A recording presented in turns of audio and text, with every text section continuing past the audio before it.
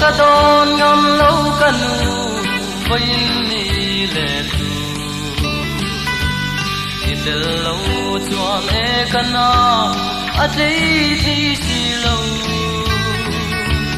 ni chun chuan na oi le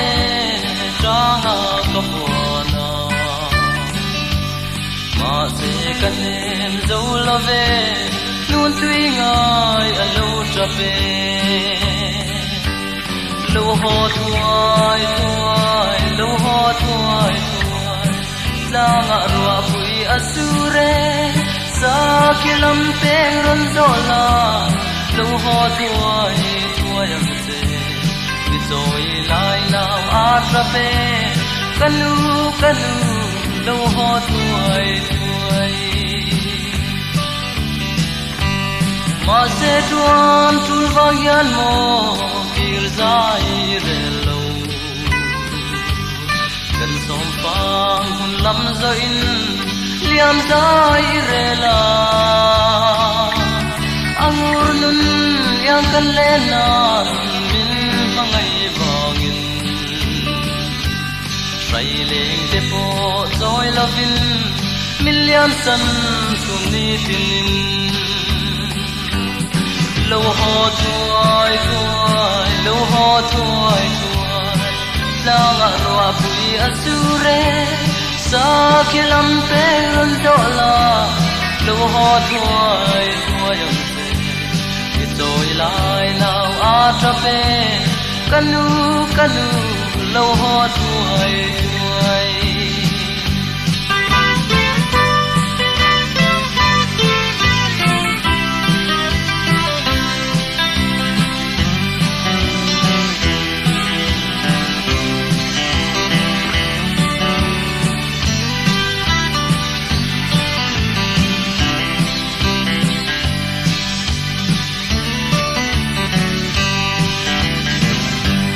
wa nang nol ve kanwa me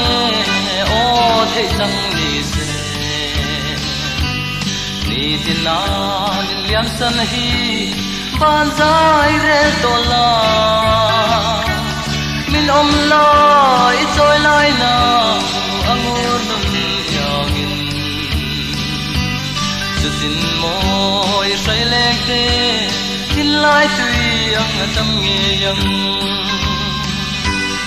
lo ho thuai thuai lo ho thuai thuai langa roa pui asure sa kilam pe ron zola lo ho thuai thuai am se izoi lai now a tra pe kanu kanu lo ho thuai thuai ma se thei chang si lo mo ni tin moi su wana tu le som pam o chu ni tin adam kan